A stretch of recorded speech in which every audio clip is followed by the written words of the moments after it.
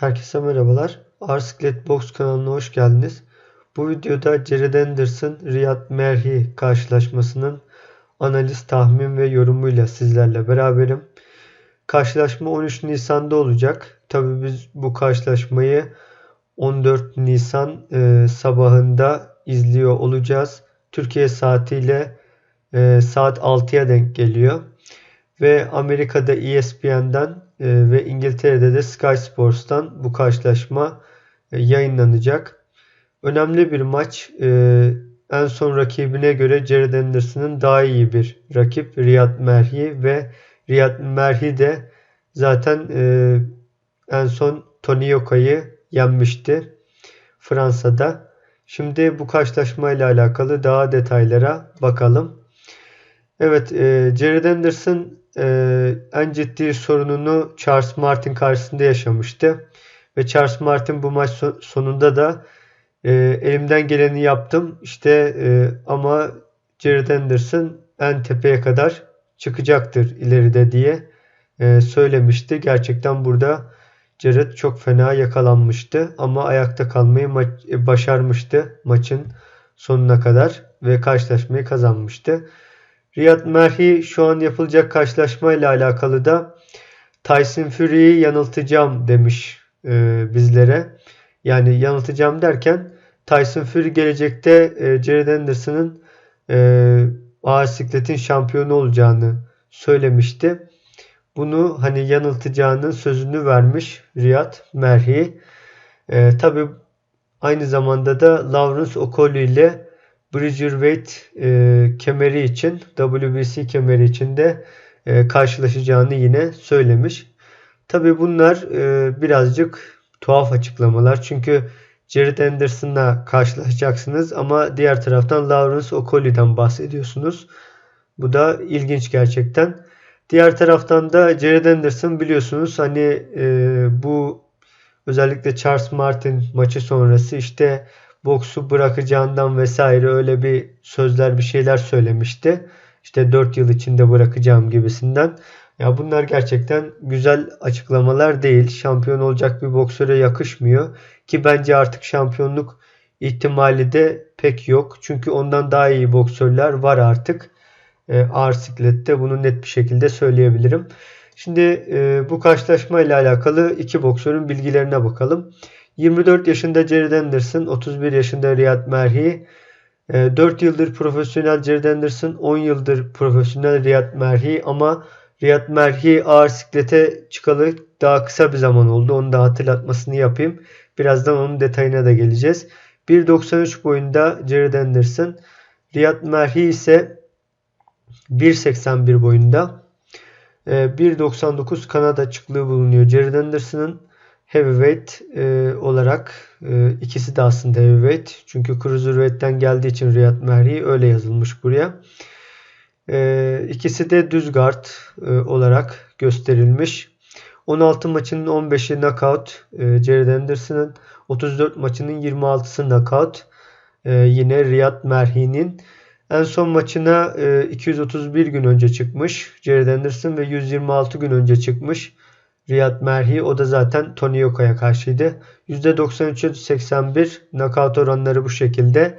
Avantajlara bakacak olursak Jared Anderson hiç yenilmedi. Çok güçlü bir yumrukları var. Onun haricinde daha genç ve karşılaşmanın favorisi. Eski dünya şampiyonu tabii ki Cruiserweight'te Riyad Merhi. Yine yumrukları güçlü. Profesyonelde daha fazla yılları var ve daha fazla da maçı var.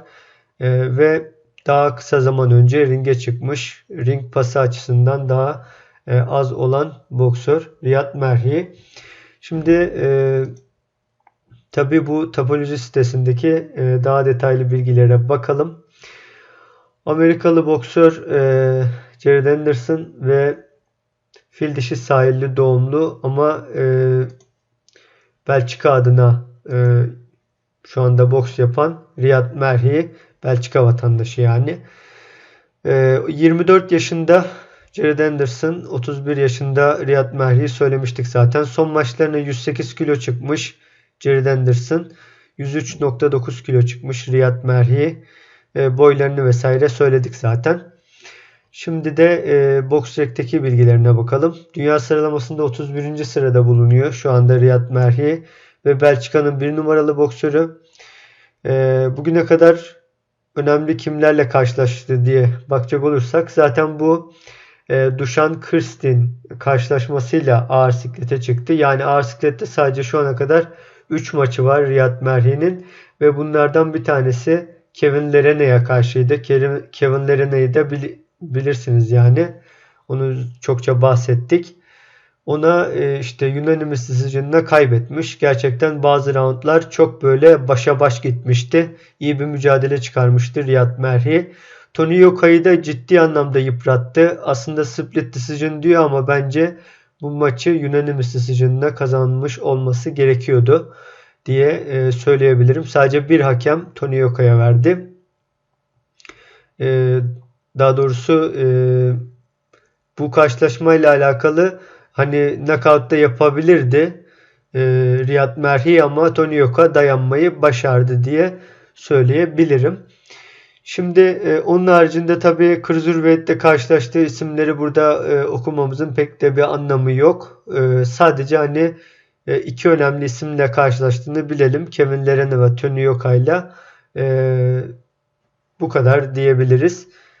Ve tecrübesi bu anlamda çok da ağır siklette yok Riyad Merhi'nin. Hemen Jared Anderson'a geçelim. Jared Anderson da bugüne kadar aslında çok da önemli isimlerle maç yapmadı. Sadece Jerry Forrest ve Charles Martin diye söyleyebiliriz. Jerry Forrest'ı rahat bir şekilde knockout etti.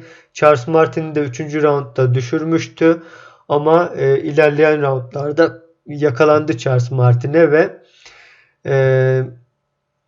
neredeyse knockout olmaktan zor kurtuldu Jared Anderson.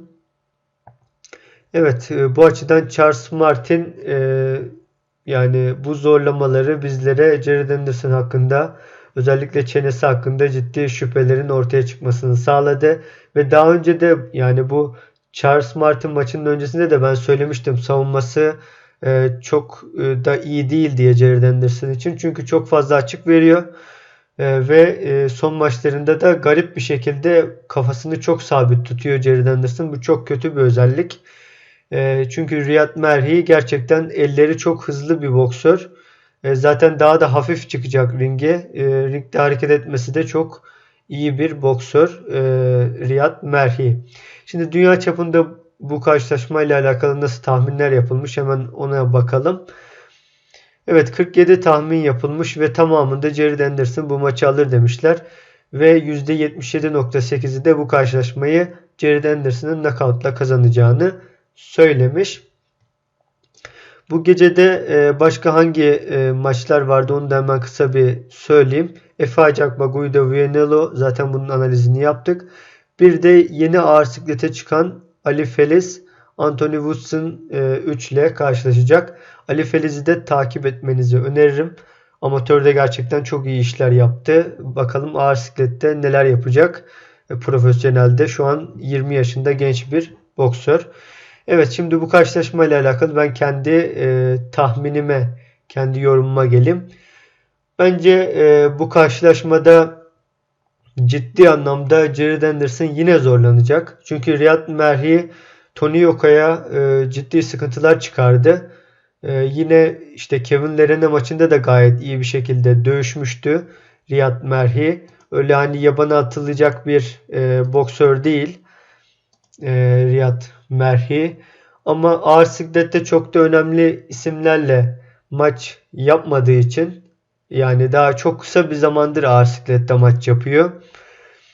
Bakın 2022'nin 10. ayından beri sadece işte 3 maç yapmış ağır siklette. Bu da gerçekten işinin zor olduğunu gösteriyor. Ama tabii işte Cruiserweight'teki tecrübeleri yine işe yarayacaktır diye düşünüyorum. Bakalım bu karşılaşmada Riyad Merhi iyi bir tempo ile dövüşebilecek mi? Tony Yoka maçında olduğu gibi. O da çok önemli ama pek yorulan bir boksör değil. Yumrukları çok güçlü. Zaten knockout oranından da bunları görmüşsünüzdür. tüm kariyerinde %81 gibi bir knockout oranına sahip Riyad Merhi ve tek bir kişiye knockout oldu. O da Arsen Goulamirian'a 11. roundda teknik knockoutla yenilmiş Riyad Merhi. Şimdi diğer taraftan Jared Anderson baktığımız zaman daha genç bir boksör, hareketli bir boksör, yumrukları güçlü bir boksör. Teknik anlamda Riyad Merhi'den belki bir tık daha önde olabilir. Ama hız anlamında gerçekten Riyad Merhi hem de savunma anlamında önde olabilir. Daha doğrusu başa baş olabilir. Öyle söyleyeyim. Ama savunmada ciddi anlamda gerçekten geride Jared Anderson Riyad Merhi'ye göre. Çünkü çok fazla açık veriyor. Belki de hani kendine çok güveniyor. Bundan dolayı da olabilir bunlar. Gençlik var tabi. Şimdi bu karşılaşmada bence Charles Martin maçı ona bir ders vermiştir yani. Bundan dolayı da bu karşılaşmada daha dikkatli olmasını ben bekliyorum. Andrei Rudenko'yu da rahat yendi ama Rudenko zaten yaşlı bir boksör artık. Bu karşılaşmayla alakalı şunu söyleyeyim. Jared Anderson bence 6. round ve sonrasında yani 7 ya da 8. round olabilir. Maçta bu arada 10 round üzerinden, onu da söyleyeyim. 7 ya da 8. roundda ben Jared Anderson'dan bir knockout bekliyorum. Riyad Merhi karşılaşmanın başlarında yine Jared Anderson'a problem yaratabilir. İlerleyen roundlardaysa Jared Anderson tamamen kontrolü ele alacaktır.